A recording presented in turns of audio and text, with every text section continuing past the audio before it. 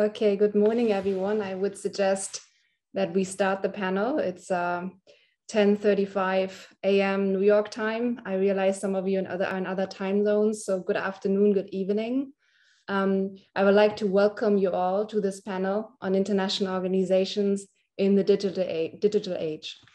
My name is Christiane Alborn, and I'm a legal officer with the United Nations Office of Legal Affairs. But I'm here today in my personal capacity and as a co-chair of the ABILA United Nations Law Committee, which is sponsoring this panel. The panel is set against the background of an increasing trend towards digitalization that we can all observe in our daily lives and that the COVID-19 pandemic has further accelerated. As many have found, digitalization holds both risks and opportunities at the domestic and international levels. In 2020, the Secretary General of the UN launched a roadmap for digital cooperation, noting that digital technology does not exist in a vacuum, that it has enormous potential for positive change, but it can also reinforce and magnify existing fault lines and worsen economic and other inequalities. To harness the opportunities while managing the risk, the Secretary General has since proposed a global digital compact to ensure that the digital commons remain a global public good. For example, by connecting all people to the internet, protecting data, applying human rights online, and promoting the regulation of artificial intelligence. Other bodies of the United Nations also considered how to tackle the risks while using the potential of digital technologies.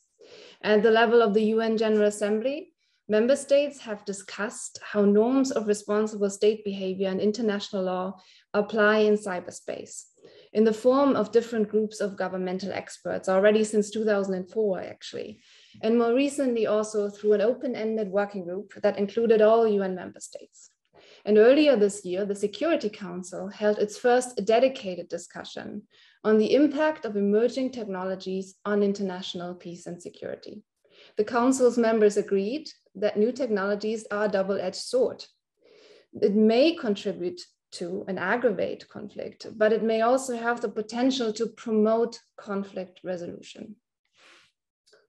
Many other initiatives have taken place inside and outside the UN framework. For example, in June of this year, world leaders at the G7 summit agreed to work together towards a trusted, values-driven digital ecosystem. In fact, there are actually too many initiatives to mention them all in this brief introduction. But I would like to make one important point, namely that these initiatives are not only intergovernmental. Civil society, academia, and the private sector have been an integral part of the debate from the very start. For example, in 2005, the World Summit on Information Society established the Internet Governance Forum as a platform for multi-stakeholder dialogue. And many of you will be familiar with the Tallinn Manual 2.0 on the international law of cyber operations, which is going into its third installment now, or the Oxford process on international law protections in cyberspace. Given the importance of multi-stakeholder dialogue for this particular topic, for digital cooperation and governance, I'm delighted to have representatives of different sectors present on our panel today, which I will now briefly introduce. Neno Malisevic is a director of Microsoft's digital diplomacy team. He has been actively involved in Microsoft's efforts related to cybersecurity norms and has driven these efforts since 2020. Prior to joining Microsoft in 2014, he worked for more than 10 years for the Organization for Security and Cooperation in Europe, where he was its first cybersecurity officer. Megan Roberts is the Director of Policy Planning at the United Nations Foundation, where she also serves as the organization's policy lead on digital and tech issues. She has conducted extensive research and analysis on multilateralism, peace operations, new technologies, and UN affairs.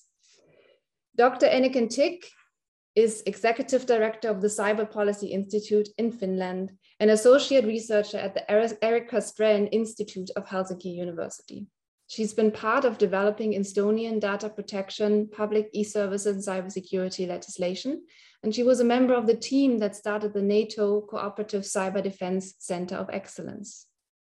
The panel is completed by Dr. Martin Wälisch, who leads the Innovation Cell in the Policy and Mediation Division of the UN Department of Political and Peacebuilding Affairs, an interdisciplinary team dedicated to exploring, piloting, and scaling new technologies, tools, and practices in conflict prevention, mediation, and peace building. Before starting with the substance of the panel, I would like to note a few housekeeping matters. We've reserved the first part of the panel for a discussion among the panelists, but I encourage the audience to already ask questions in the chat box. We will then address those questions in the second part of the panel. I ask the speakers to limit their intervention to a maximum of 7 minutes each so that we have enough time for audience questions at the end. On that note, let's begin our discussion. To first establish a baseline, I would be grateful if all panelists could explain from their particular perspective and taking into account their experience, what role international organizations currently play in managing the risks and harnessing the opportunities of digitalization. I would first like to give the floor to Megan, then followed by Martin, Neno, and Inigen.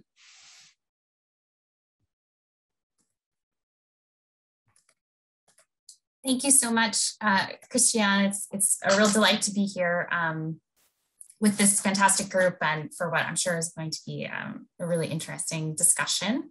Your question is a great one and it's a really important one, but I will warn it's also a big one, as your remarks pointed to, and one whose answer is in constant evolution. So I'll do my best to give sort of a high level overview of what we're seeing.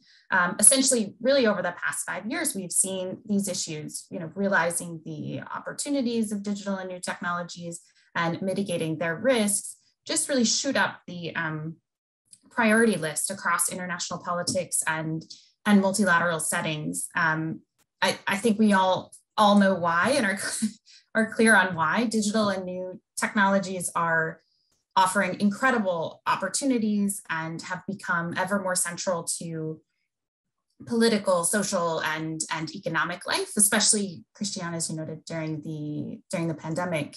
But the speed of the development of new technologies has really outpaced our ability to set the rules for the road. And it's creating this growing policy gap. So I think it's not a mystery why these issues have also reached top policy priority across international organizations. But rather than trying to give, sort of a whirlwind tour of everything that every organization is doing, I thought I might try to map out some of the different types of roles and functions that international organizations are playing, first using a few non-UN examples, and then we'll delve in a little bit deeper on what we're seeing across the UN. So first and perhaps the most obvious role is international organizations are serving as arenas for developing rules and laws across digital and tech issues. The EU, for instance, has been active in setting rules on data protection and a range of other issues. It has a very heavy docket right now. But this also includes rulemaking and governance efforts in less formal bodies like the G7, the G20, where data and tech issues have taken on really high priority. If you look at the G7 leaders communique, for instance, from this year, you see the importance that G7 nations placed on forging shared visions and developing means of cooperation on digital issues. The second role that I'd point to is international organizations are also acting as conveners, especially across areas that require multiple sectors involved to even really understand the issues, let alone develop coherent responses and approaches. So, for instance, the OECD convened experts from governments, the private sector, civil society, academia, and elsewhere to develop a set of AI principles for trustworthy AI.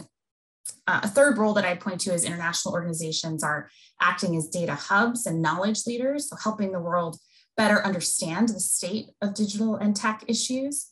For instance, the World Bank's flagship research report last year, the World Development Report, focused on how to really harness the opportunities and benefits of data and to protect against potential misuses. A fourth role I'd point to is leaders in international organizations are really using the moral authority and voice of these positions to call for change.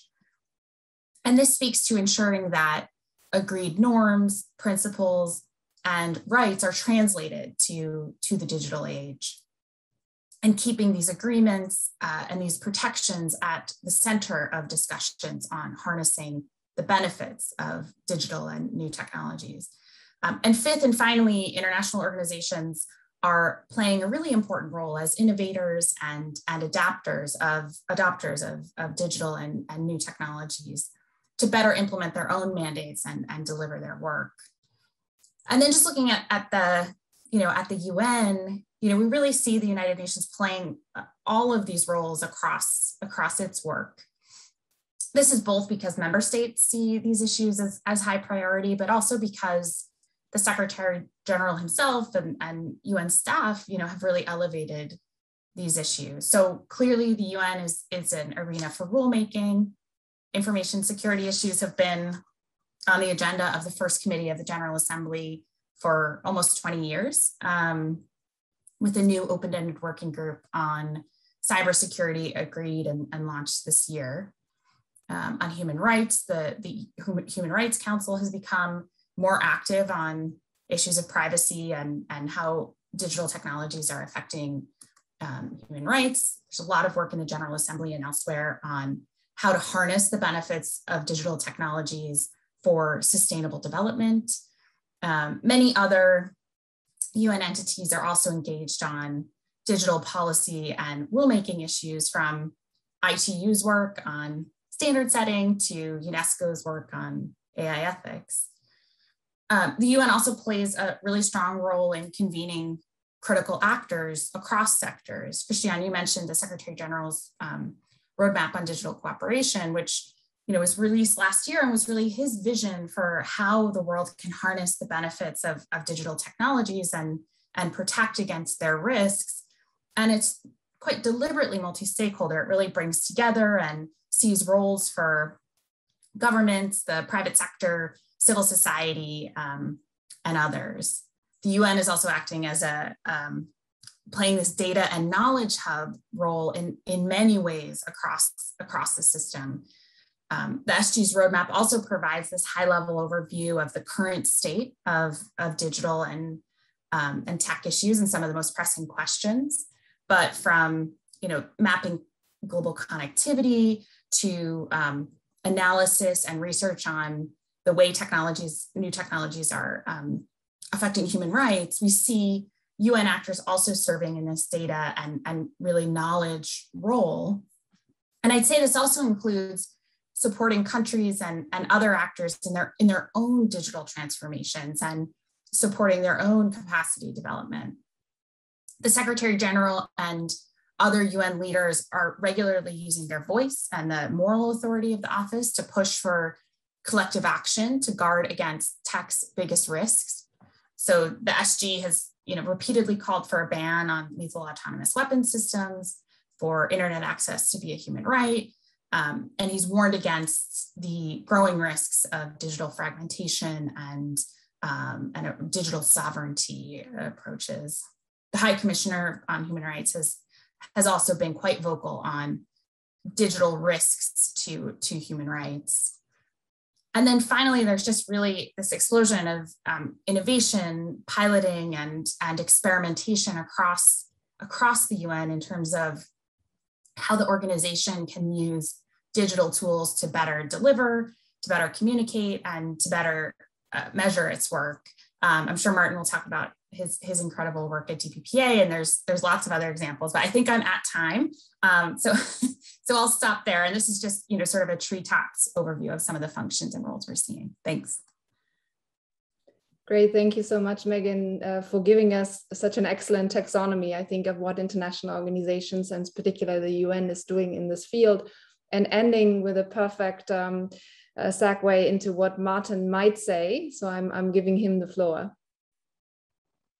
Thanks so much, Christiane, and thanks so much to colleagues at OLA for including us in this exciting panel. And upfront, as we are among lawyers here, I cannot speak on behalf of the whole of DPPA, but rather share my personal thoughts in this conversation. And the truth is that the topic is in flux, and we are still collectively debating aspects and factors of what the global digital agenda is, what it means, what kind of implications it can and will have for international organizations like the United Nations. Now, in this regard, this panel, I think today is very timely. With regard to DPPA, we look at the digital age from two perspectives. One with regard to the strategic implications of new technologies on our mandate areas. So how do new technologies change the global conflict landscape? And what does that mean for the UN's conflict prevention, mediation, and peace building activities and practice?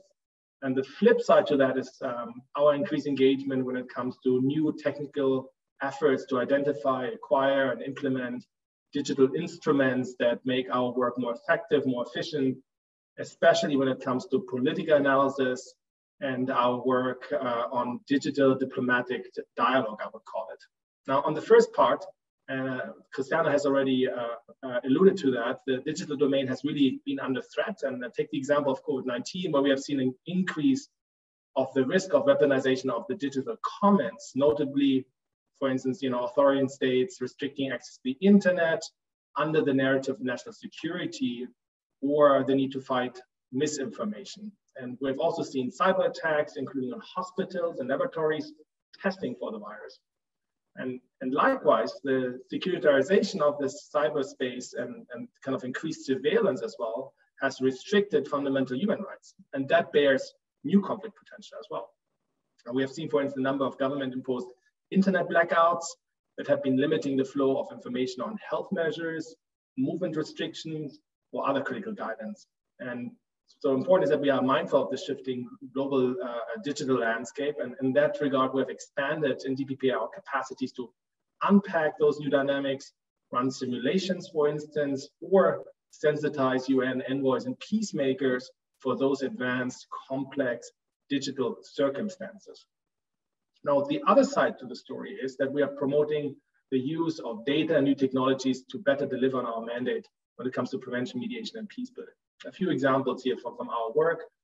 For instance, together with our field missions, we're working in the Innovation Cell on a range of initiatives to advance early warning capacities, to better use new technologies, including big data mining for predictive analytics, satellite imagery analysis and geospatial analysis for prevention efforts, deepfake detection to counter the spread of fake news, and other cross-cutting means. To give you an example from the geospatial side, in support of our second largest SPM in the field, UNAMI, we work on using satellite imagery analysis combined with computer algorithms to detect changes in groundwater levels in Iraq and the broader region to mitigate the risk of future water conflicts and advance early warning efforts in that regard. One another example is our work with a consortium of universities and academic partners to build a machine learning system to detect and analyze public opinions in the Arab world. And here we focus especially on understanding dialects, so-called low resource languages and low research modules, where the big tech giants have not a profit to gain, and where the UN has to step up and in to advance new technologies in that regard, to better listen to people's voices and their concerns, mine opinions, and this with a high level of accuracy. I'll give you another example when it comes to using virtual reality, where we have been using different types of advanced realities to provide immersive briefings to Security Council members at the working level. We've done this in the context of Iraq, Sudan, and similar VR experiences are in the pipeline for Colombia and Yemen. And in all of that, we are not really trying to replace in-person interaction or make human connection obsolete. I want to highlight that here. There's a lot of hype about digital approaches, but rather we see new tech as a multiplier for opportunities when it comes to embracing the digital era as a chance, again, while mindful being of the challenges. Thanks so much.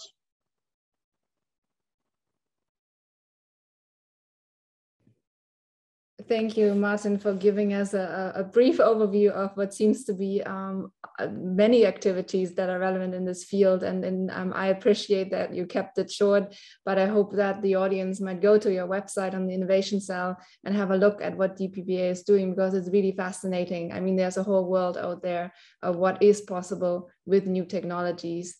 With that, I actually give the floor to Neno Malisevic, who works for Microsoft, but who previously worked for the OSCE And he will tell us more about both of his different roles in relation to the development of new technologies and how we can harness the opportunities and manage the risks of those technologies.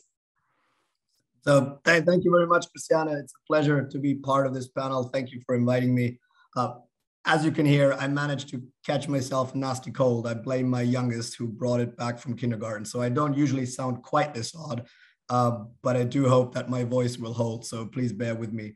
So as Christiana mentioned, I did spend a decade plus at the OSCE before joining Microsoft. So I've had the good fortune to work on cybersecurity policy for both the public and the private sector. And I think even after all these years, a combined 20 years worth, it still surprises me sometimes just how similar much of the work really is at its core. After all, when dealing with people, everything is diplomacy, whether you work for a big company or for an international organization or for a regional organization. But to answer your question right away, and also building on what others have said, and I'll be happy to later go into more detail in terms of the tech sector as well. But I do think that international organizations really have a critical role to play when it comes to managing the risks and harnessing the opportunities of digitalization in international relations. And I love how that question was framed. And again, obviously and immediately what we've already also heard, the various processes and initiatives at the United Nations come to mind, whether it's the relevant groups of governmental experts, the open-ended working groups, calls for more recently a call for a program of action, or the upcoming negotiations of a new cybercrime treaty. And I will defer to Enneken to perhaps kick us off on some of these endeavors.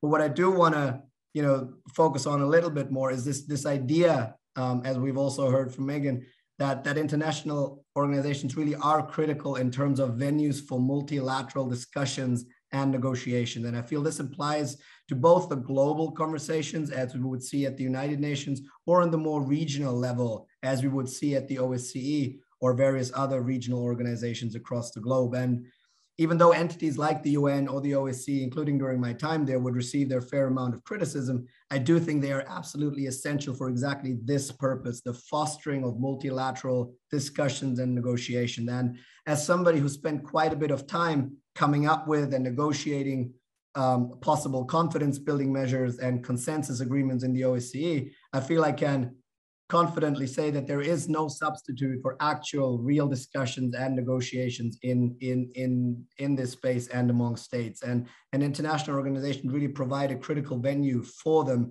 and in many ways represent a confidence building measure in and of themselves. And I think looking at the big global conversation, so primarily at the UN, I think it is conceptually really important to discuss issues of global importance in a global setting. Clearly, threats emanating from cyberspace cannot be effectively tackled by any state on their own. So having these types of conversations in a multilateral setting is crucial. And I want to expand on this later, because frankly, I think that they are also actually beyond what states or any one stakeholder group can do on their own.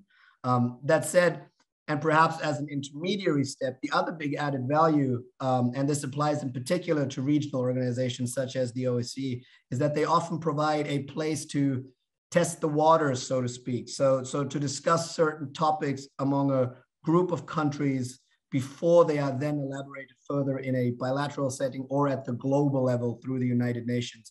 And these efforts can then build on and reinforce each other. And this was certainly the case when it came to the cyber CBM work at the OSCE and the UN, where definitely the dynamics that we saw at the OSCE reinforced what was happening at the UN. And then a lot of what we did at the OSCE was informed and influenced by what was happening at the UN at the time, primarily by the UN group of governmental experts that was convening at the time.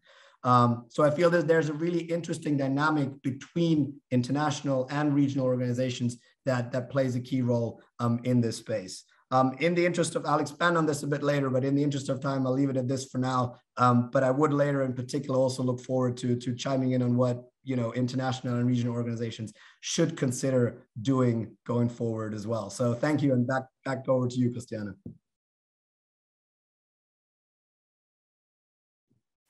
Thank you very much, Nino. And on that note, I would pass the floor to Eniken, who has also diverse experience. She is an academic, but she's also worked with governments, and she has worked with NATO. So I look forward to hearing about her experience. Thanks so much. Well, there are so many perspectives on the table already that I'm afraid my comments will be mainly like comments on comments, but still I feel precisely, maybe because I have never worked in an international organization, but really for or with international organizations through a state or government setting, then I feel that at least in the processes that I've been exposed to, which is mainly the UN processes focused on cybersecurity,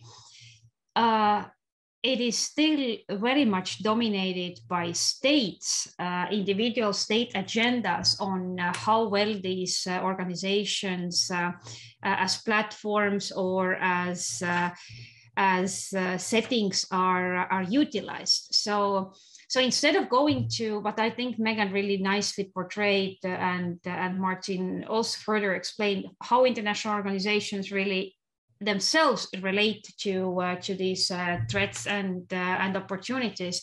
If we think about how they are used as platforms, we see a lot of confrontation between, for example, still different worldviews on whether overall this increasing dependence, and not just reliance, but dependence on ICTs is a good thing, information communication technologies is a good thing or a bad thing, whether or to what extent we should opt for this free flow of information technology in everybody's hands. And that has a lot, I'd say, dictated on how far we are able to go in any one process, combined with the fact that for governmental purposes, it has been quite useful to compartmentalize these discussions in international organizations, in ITU, in various committees of the UN, so as to push their political agenda. So as far as I'm concerned, the states have a strong lead, but not necessarily yet this clear prospect of where the world would eventually land on this, as we talk about all UN members at least, and let alone where we talk about both the multilateral views combined with multi-stakeholder views. So in terms of the UN group of governmental experts, that has been one of the venue been exposed to, and Christiane mentioned at the beginning that there has been an achievement, several achievements on, for example, agreeing that the use of international information and communication technology should be governed by international law, the existing international law, that there are certain norms of responsible state behavior to be applied to how states use these technologies.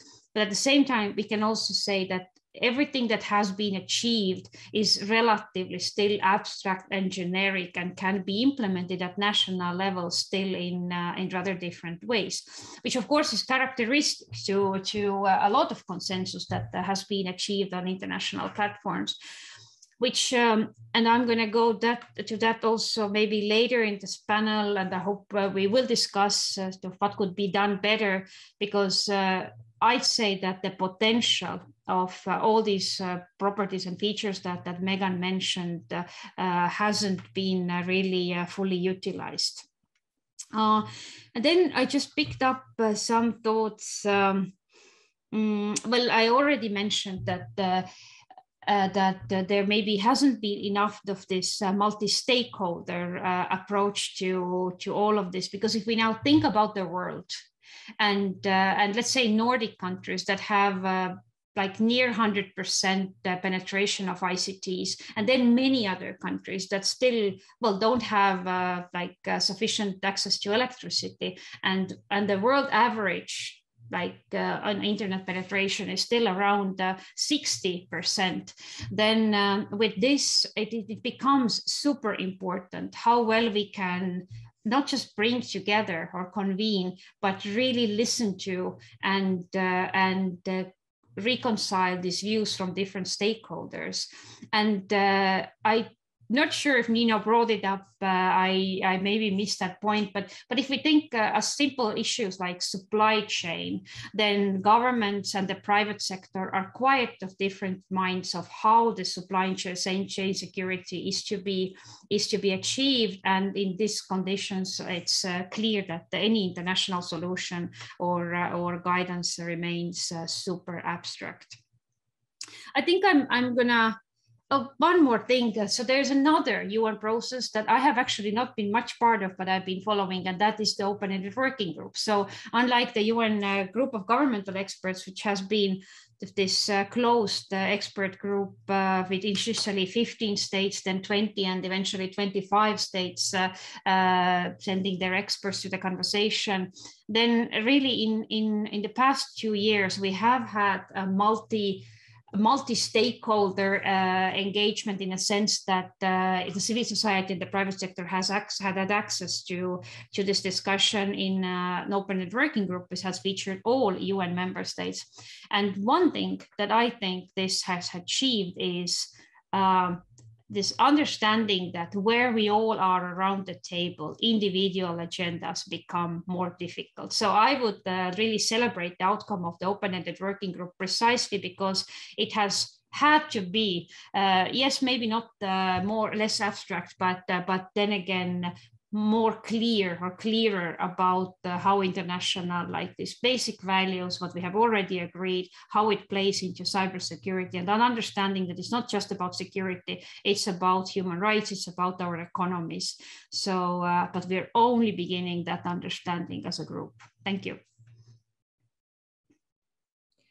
Thank you very much, Enike, for your presentation, because it's actually a perfect platform for the second question that I was going to ask our panelists today, namely a more normative question: what role international organizations should play in managing the risks and harnessing the opportunities of digitalization. And I think you've given us some first ideas of how they could improve their roles. For example, you said that it was beneficial to have all member states on the table in the open-ending working group that just finished its first round, is now going into a second round. You also said that there is more need for multi-stakeholder dialogue. That is a very good point. And then there are more substantive issues that we need to tackle, like, for example, the unequal access to the internet around the world, which was, I think, also illustrated during the COVID-19 pandemic. As many of you have said, we've gotten more dependent during that pandemic on the internet, or the pandemic has shown our dependence on the internet and cyberspace. And also different views between the private sector and the public sector regarding issues such as supply chain. And I think Neno's views on that point would be very interesting to hear. I don't have an order in mind, so whoever would want to answer that question first, what international organizations should do, what role they should play, please feel free to take the floor. I'd be happy to kick us off. So, I mean, following that, thank you both Enike, and also thank you, Christiane. Following up on some of the things that you mentioned, unsurprisingly, I want to double down on the multi-stakeholder piece, and I do want to be super clear from the outset. I feel the more we look at it, I think the clearer it becomes that threats emanating from cyberspace really cannot be tackled by states on their own, cannot be tackled by civil society on their own, and really cannot be tackled also by industry on our own. I think for us to really make real progress in this space, it's becoming clearer and clearer that we must work together, that we must leverage each other's experience, expertise, and resources so that the outcome ideally is greater than the sum of its parts. And I think that is why we so strongly believe in the importance of multi-stakeholder diplomacy and of a multi-stakeholder community in this space, and why we see a lot of merit, for example, in initiatives such as the Paris Call for Trust and Security in Cyberspace that promote multi-stakeholderism writ large, as well as, for example, initiatives such as the Oxford Process that explores some key questions with a narrower focus, and that I would expect appeal to the legal audience that we have with us today. So, I mean, while respectful, of course, always of the unique responsibility that governments have in matters of national security, I think the inherently shared nature of cyberspace requires collaboration between and across stakeholder groups to protect the safety and integrity of the online world. Now, to be clear, multi-stakeholder diplomacy is not the same as public-private partnership, nor does it mean that industry or civil society get to make decisions that should reasonably be made by governments. Nor does it mean that all stakeholders need to consult on all the issues all the time, but it means that when an issue is too challenging to reasonably be tackled by any one stakeholder group, all the relevant stakeholders come together for the greater good. And I do believe absolutely that international organizations can play an absolutely critical role going forward. So I think it would be really important, doubling down also on what Eniken said, I think it would be really helpful if international organizations would explore how to move from mainly multilateral discussions to including a systematic and meaningful multi-stakeholder component to these discussions. Again, the idea is not to take decision-making power away from states. States take decisions, but to take the best possible decisions, wouldn't it be really helpful to first leverage the expertise and experience of all the relevant stakeholders? So in concrete terms, when looking at discussions on cyber, whether they occur in the new open-ended working group or on cybercrime, I think international organizations really could do great work here, leveraging their frankly unparalleled convening function in terms of facilitating a meaningful multi-stakeholder dialogue. And similarly, as states discuss adding potentially a permanent structure at the UN to look at these issues as currently being explored by a program of action, I think it would be a legitimate win-win situation if such a structure from the outset included a meaningful multi-stakeholder component. Because, and again, speaking really frankly here, when it comes to threats emanating from cyberspace, neither the status quo nor the trends are particularly encouraging. I think all stakeholders really do need to realize that they not only need to do more, but they need to do more together. And I think about this piece, the doing more together, international organizations really could play a key role in this regard. Thank you. Back to you, Christiane. Thank you very much, Nino. And I have an immediate follow-up question in terms of how you think this should be implemented. But I will first give the floor to Eniken. Actually, I saw her camera coming on, so that might have been an indication that she has something to say. And this could be also a point for further discussion later on. So Eniken, I give you the floor. Thanks. I sort of just figured that it fits on top of what Nino just said, and maybe like really to this event, because in the context of international law, if you stop for a moment and think what it is that we're talking about when it comes to all these negotiations and trying to find solutions, indeed, what we are engaged in is peaceful settlement of disputes. And I know, meaning when it comes to the obligation of peaceful settlement of international disputes, there are very different schools of thought. And some would say that, oh, we only need to deal with that when it comes to basically on the margins of prohibition of use of force. Or we only need to think of that in the context of threat to international peace and security, Article 33. Or then, oh yeah, but this is about legal disputes. But then, and now coming really to, I think, a really important contribution that the UN Secretary General has made years ago, it is to think about what we are surrounded by and with right now are unresolved international disputes.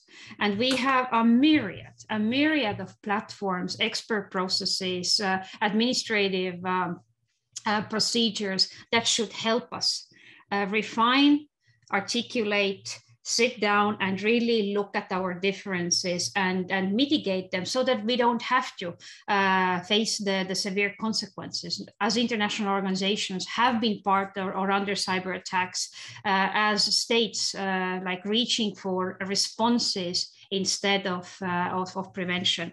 And so I would say that as many of processes as we have, as strongly as governments and other stakeholders want to be part of the solution, I don't think we are making full use of the law of peaceful settlement of disputes, where it matters most, which is seeing these opportunities to facilitate, to mitigate, to convene, to find facts, and actually everything that is not listed in Article 33, because that is what the beauty of this law. It offers us endless opportunities to solve a problem where we can see one.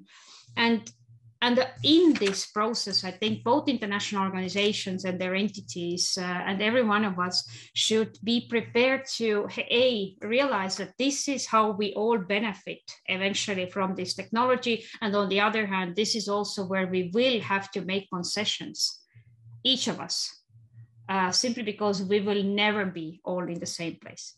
Thank you. Great, thank you very much also for referring to the UN Charter, which is ultimately the framework that holds us all together and brings us here. So Megan actually texted me that she wants to go next. So I'm giving the floor to Megan, unless Martin has a pressing follow-up point to make. Okay, great. I love this question, and I really appreciate, I think my comments will really be building on the other panelists' great thoughts. And I think there are real opportunities to strengthen, refine, and build out the work of international organizations across many of the spaces and roles and functions that, that we're talking about here. But I also want to acknowledge that these roles can sort of bump up against each other in ways that are difficult and can create real tensions or challenge to deliver across different roles and different types of functions, especially given some realities around limits on resources, but also the complexity of the space, the current geopolitical environment, and the myriad of political sensitivities that international organizations are navigating. So just, as a first should maybe say that international organizations have to constantly be thinking about, where they can build out their roles in ways that leverage unique mandates, and comparative advantages, because there are some trade-offs to be made in terms of, the different lanes that that organizations play. So that would be sort of my first should. But turning to some of the more specific roles and building on the great comments from Anniken and Nino, I think where organizations are serving as arenas for rulemaking, maybe a few questions and ideas here. Are there ways that international organizations can reflect perspectives of other stakeholders in more member state-based negotiations and processes? Can and should international organizations also play a role in sort of leveling up knowledge across rulemaking processes? Can there be some skills and capacity building elements of even in these quite sensitive negotiations? We talked a little bit about the open-ended working group, and a big takeaway from that recently concluded process, not only was, I think, Anniken, you're right, that was a really important accomplishment in and of itself, but many members felt that because it was open to all member states, yes, it was more complicated, but it also was sort of a capacity building process in and of itself to familiarize, many government representatives with some of the key questions and some of the key challenges. Where international organizations are serving as conveners, I completely agree on this multi-stakeholder question. How can we be thinking about, ensuring that these processes are including and reflecting the viewpoints of actors and groups that might not typically be given a seat at the table or be able to take a seat at the table? So in addition to, intentional multi-stakeholder cultivation, how can international organizations bring in perspectives from people who are not online yet, from smaller private sector actors, companies in the global South, future generations, who all have a stake in decisions that are made today around digital and around cyber? And, how can we make sure that those conversations are actually inclusive and aren't reflecting sort of only privileged views across sectors? I think that's a tricky question. And then in an era of more voluntary and sometimes softer commitments and governance. This is a little bit outside of the cyber conversations, but some of the broader digital conversations. Can or should international organizations, think about, pilot, develop new models of accountability? So can we marry some of the benefits of aspirational, really inclusive, multi-stakeholder convening processes with the push that accountability measures can offer? And then in thinking of, this is the last one I'll throw up, but like thinking about the role of international organizations as data and knowledge leaders and their function in helping the world better understand, the state of these issues. I do wonder if there's more here in terms of assessing the state of digital and of cooperation on digital issues and helping to democratize access to some of that information, to make sure that information is flowing into the right processes and the right conversations. So, we have the IPCC as a model that collects the best of the science available on climate. Is there value in a comparable role on digital and tech? I'll stop there, but just a few thoughts. Thank you so much. A lot of very thought-provoking ideas you're having. For replying, maybe give the floor to Martin and see what he has to say. A perfect segue. I had two thoughts in mind. One is digital commons and digital inclusion. And when we talk about partnerships, and you see partnerships as a main principle for the United Nations, but we mean partnerships with all of you. So that's, I think, is an important part here. And when we look at this kind of what some call the fourth industrial revolution, that's an inherently global one, right? I think that digitalization and globalization are not necessarily dependent, but they're certainly interconnected. And because of this international character of the digital age, the United Nations is kind of, well suited and placed to serve what some call, as a world governance kind of platform to have those conversations. So I think there are two aspects that we haven't spoken about in detail yet. Megan just alluded to that. So again, digital commons and digital inclusion. So let me just elaborate on this a bit. I think that international organizations can really help foster a spirit and a community for digital commons. So what do I mean with digital commons? Digital commons are online digital resources that are collaboratively developed and managed by a community, right? Most commonly known are like open source licenses, joint knowledge libraries, Wikipedia, think about health libraries, for instance, access to academic journals, so that knowledge is not contained, but utilized by humanity as a shared capacity.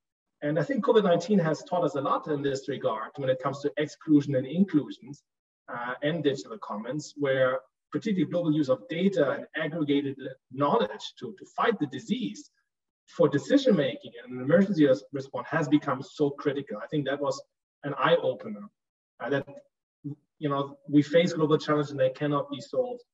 We can try to solve them alone, but it cannot be solved alone. And the fact that we haven't overcome the pandemic is probably, a testimonial of that. Now, I'll give you an example from our end, from the peace and security field. And we just had the UN World Data Forum, which was an important venue to bring academics, the private sector. When I say the private sector, not just the tech companies, but other parts of the private sector that have an invested interest in digitalization. So not just those that provide the technology, but also those that use the technology, right, for their own bureaucracies and for their own production methods. So during the World Data Forum, we launched as the peace and security pillar, the Peace and Security Data Hub for the first time. 75 years or 76 years, after, well, it was 75 because in October, after the organization was founded. And last year, collectively, as the UN family, worked on the UN data strategy 75 years later, so that is kind of, we're not still up to speed to things. And I hope we talk about some realism in a bit as well. But I think that was an example for us to highlight the need for digital commons. And an important twist that I want to point out from the UN data strategy is the move away from data ownership to data stewardship. So now the principle in the organization is, as a practice, that you don't own the data, but you're just a custodian of that. So what does it mean in detail? That means in detail that we are responsible to take care of the data, but as a principle, we are urged to share it for the greater good. And I would wish that many of the tech partners would follow that kind of principle. Think about, and I'm not going to give you the answer, but think about how many tech companies run stock market softwares. There's a handful. If I'm not mistaken, there are 2 in the world. And what that means for global economy, if you have the power to run a stock market software. So global commons, I think, is an important part. And I mentioned the work on low resource languages, and Christian asked me to elaborate on this. So this means languages that are not, the standard 26 to 28 languages that are serviced by the main tech giants, and that's why certain Arabic dialects play a role, or languages that are, about to be distinct because the people have limited access to learning them and securing the knowledge. We have an investment into those languages because that means inclusion for us. Digital commons means for us inclusions. And that brings me to the second part when it comes to digital inclusion in particular. So the SD's roadmap for digital cooperation highlighted that we need to ensure digital inclusion for all, including the most vulnerable. Let's look at the number for a second, right? So the UN has estimated that 93% of the world's population live within physical reach of mobile broadband or internet services. So that means we are in reach of that, 93%. But only 53.6% of the world population can now use the internet, which leaves around 3.6 billion people without access to the internet. That's even worse when there are discrepancies with regard to all demographic, geography, location, gender, age, income, ethnic background, person with disability, and so forth. And when you look at the numbers, in 2 out of every 3 countries, men use more the internet than women because they have different access to that. So like the digital divide and the need for digital inclusion is real. It's not just something it's nice to talk about, to check a box. That's pretty much real. And we can only close that gap together. Otherwise, we're going to exacerbate those existing structural digital inequalities that already exist. Now, digital tech also gives us an opportunity to address those inequalities. I go back to digital dialogues that we are running in the Department of Political and Peacebuilding Affairs in support of our special political missions in conflict zones like Yemen, Libya, and Iraq, where we use AI-assisted digital dialogues to reach out to peace constituencies we didn't have access before, to have a conversation with 1,000 people about decisions that affect them because of ongoing peace processes. So again, digital tech creates a digital divide, but it also can help us actually to close it. So in all of that, I think the UN is kind of, of course, I'm UN bureaucrat official, so of course I will say, but I truly believe in that. We're uniquely positioned to facilitate a conversation among member states and indeed partners at large, all of them, in this context with regard to connectivity, inclusion, digital human rights, trust, security, and global cooperation. That's it from my end. Happy to talk about a few more challenges as well if we have time later. Great, thank you so much for all of your answers. What I take from this is that we need better governance structures, which is something that we already knew, but like Neno mentioned, maybe a more permanent structure, which brings all stakeholders together in a better way. And then, I mean, Megan mentioned the element of inclusiveness as the first one on the panel, but others actually followed up on that. Inclusiveness meaning, that's a point Eniken raised earlier, meaning all member states. That also means smaller member states with lower capacities, developing countries, and so on. But also, and that's a point that Martin made, within societies, vulnerable people in societies, women, people with disability, the poor, refugees, and so on, which is very much in the eye of the United Nations, of course, especially with regard to peace and conflict resolution.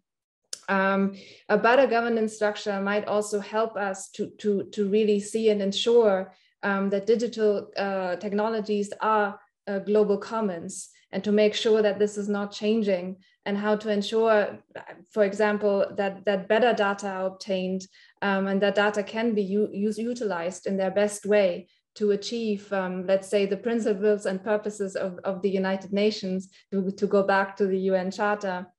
And I think I found Eniken's point very interesting, because I felt like she was speaking about also awareness of the importance of digital technologies in fulfilling the functions principles and purposes of the United Nations. I'm not sure whether Iniken actually wants to follow up on that. She hasn't really answered the first question, but we could also go to the third question. Well, I would say let's go to the third question and then pick it up as we go. Okay, great. So the third question would be whether international or how international organizations need to be improved or redesigned to better address the challenges of digitalization, to harness the opportunities and manage the risks. And maybe Iniken, you would like to take the floor on that question first. So on how international organizations could improve in this, well, I guess I have only one like real answer, which is we all need to be doing our job even better than we are. Because as we have now realized, like cyber, well, whether we name it cyber, like we have in a way tilted to this cyber conversation, but it's really not cyber conversation, because there is a cyber dimension, a digital dimension to almost anything we're doing. And so this complexity that we often refer to as the main problem to see through or reconcile, it's not gonna go away. And right now we have seen this issue like cybersecurity or digital development or standardization. We have seen them on the one hand as issues for distinct organizations, and on the other hand, the whole cybersecurity problem as a mainly expert problem. And that goes to actually the points that have been made. We need to all somehow come together. And coming together does not mean that only diplomats and cybersecurity industry or let's say IT industry come together, but really this understanding that we can never rely on expertise of an individual or even all organizations. We need to place ourselves into this ecosystem, assume both responsibility and the burden of figuring out solutions that go beyond like our normal work field as international lawyers or as software developers or the ones that buys a phone and never figures like what it means to actually use it. So I don't think there is any other solution to this, because there are so many agendas that need to be seen through in order to meaningfully participate in them. And on the other hand, we are, each of us in a way, in a position to make a difference by studying more, seeing more, trying to articulate and bring together more. So that would be what I would like to see happen, because I don't think there's a magic wand. Thank you very much. Anyone else who wants to pitch in?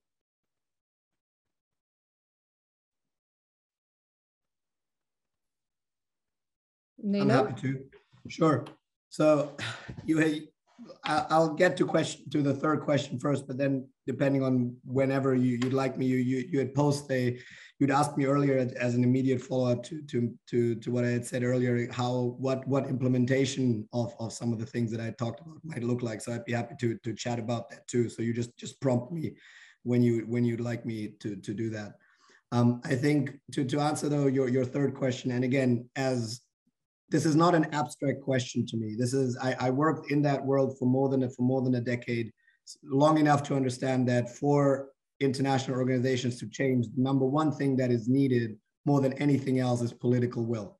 Without political will, nothing changes. And I think that is really the resource that we always need to see in this space. The example that I always like to give is, I originally come from a counterterrorism background, and if you had tried to implement UN Security Council Resolution 1373 on September 10th, you would have been laughed out of the room as a crazy person.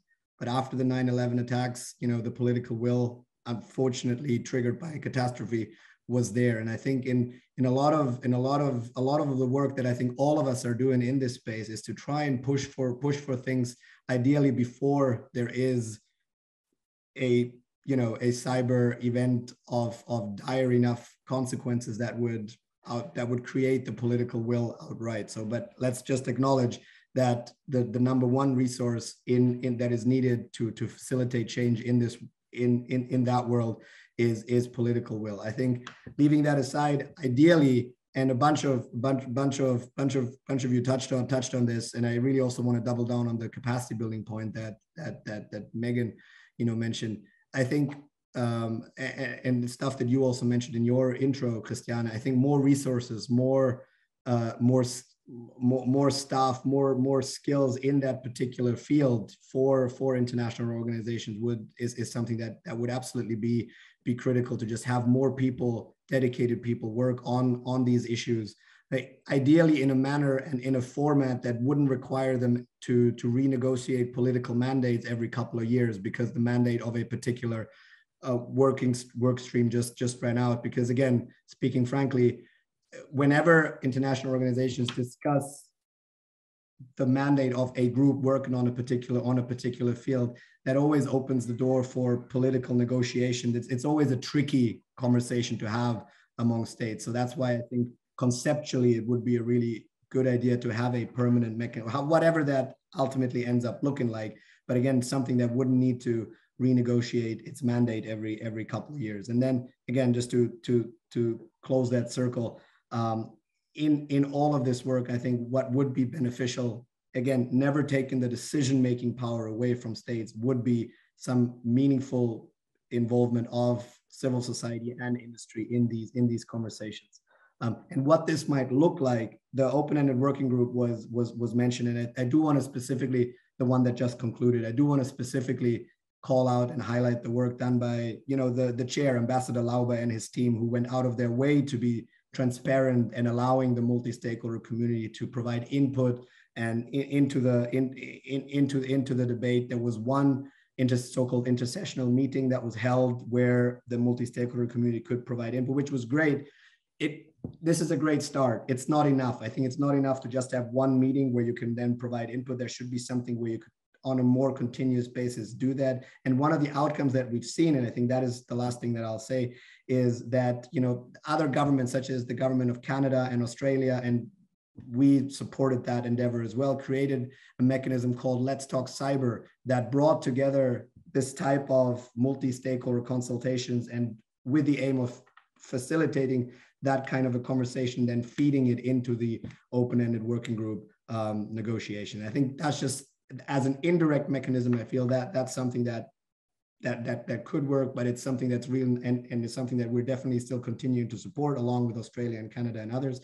But I feel having something that is part of the actual work of international organization would definitely be preferable to that, and something that would be great to see going forward. Okay, thank you very much. I agree on the point regarding renegotiating political mandates. But I think that actually the work that Martin is doing in DPPA is an example of how, even without renegotiating mandates, the Secretary General is using some of his authority to reshape the organization. I mean, the digital roadmap that some of you mentioned is an example of how he is trying to reshape the organization in the means that he has, without immediately renegotiating the broad mandates of certain entities. So that makes me hopeful, but maybe someone else would want to contribute to that discussion too. Anyone? Megan? I'll jump in, as long as Martin isn't eager to. I'll share maybe a couple of very practical considerations and building on the remarks already. I think in addition to not, working toward not needing to renegotiate mandates constantly, there's the twinned issue of sustainably funding some of these capacities so that they're really integrated into budgets and into planning, and they're not these add-on capacities, because it creates really both high transaction costs for international organizations, but then also high opportunity costs in terms of really integrating this work across international organizations. I think there might be something interesting to explore in terms of compute. Stanford University Center on Human-Centered AI has this proposal for a national research cloud in the United States. And I think it could be interesting to think about whether, kind of technical capacities like that in international organizations, sort of the next generation of those types of those types of tools. And then just like the last practical consideration is just needs around, human resources capacities, fellowships, or sort of other models to be cross-pollinating technical capacity, experts on geopolitical trends, things like that. And then two more sort of overarching, maybe more questions than answers is the first, and we've talked about it a little bit, but how do we think about the roles of international organizations when set against the very fast pace of technology development, diplomacy, policy, all of these things take time, and that is not always a bad thing. But, a really important feature of this current moment is that we're seeing, setting the rules on the, figuring out how to really bridge that policy gap. And so do we need to be thinking about, sort of new forms of governance, of more agile forms of governance, of sort of step function approaches. So, and ways to, to Nino's point, to be anticipatory and not always sort of in a responsive and back-footed position. And then the second, overarching consideration that I just raised is that we have seen, a lot of work in international organizations over the last few years, but we've also seen the establishment of a number of, multi-stakeholder new initiatives and partnerships that bring in the UN often, and other international organizations that sit outside of it. So you have things like the Global Partnership on AI, I can't remember who someone mentioned, the Paris Call. And I think that many of these are largely in response to this policy gap that we've been talking about. And we may and might, perhaps we should expect to see even more of these in the future. And are we running the risk, or do we need to think about some coordinating capacity across these different, initiatives and partnerships? How do we manage this growing ecosystem of actors and making sure that there's, communication across these initiatives, but also coherence, that we're not seeing, just constant forum shopping. So that's a big question to end on, but something that I think is worth a little bit of thought. Thank you very much, Megan. Anniken or Martin, would you like to maybe answer those questions or share your views on those questions? Yeah, maybe to start with an observation. I mean, as a matter of fact, this panel is full of tech enthusiasts, right? So we haven't really addressed the tech skepticism too much. And one perspective that is related to that is that international organizations are bureaucracies, right? As private entities come with kind of mechanisms and structures where, it takes a while to move, and change organizational culture. So, and let's be honest that there's a lot of fear also with regard to addressing digital approaches. Look at, the different voices in the Security Council when it comes to digital formats of meeting, or, how many colleagues in the UN system really use text mining, speech-to-text analysis to advance their work. So I think we need to be honest that this will take a lot of time. And when you come to the United Nations and you go to the conference building, in the basement, you see those cards, which are still used to push paper, right? And think about it, maybe around 18 months ago, how many colleagues around you were printing emails to read them with a pen? Maybe you want a printer to do this still at home, because now you don't have access to your office printer anymore. So kind of changing habits will take a long, long time. Or think about how often we had those moments where diplomats and other kind of officials couldn't find the mute button. I'm applauding ourselves that there was no technical hiccup here in this meeting, but the next one, for sure, it might not be as smoothly. So there's a lot of skepticism. There's still reluctance to use new tech, and also often the inability to know how to use it properly. And I give you another example, which comes from the UN system, which is about digital documents. We sit on a heritage of non-digital documents. Those are all the documents before 1993. And the Dacama Skills Library, our colleagues there have done a great effort. There was even a General Assembly resolution 52-240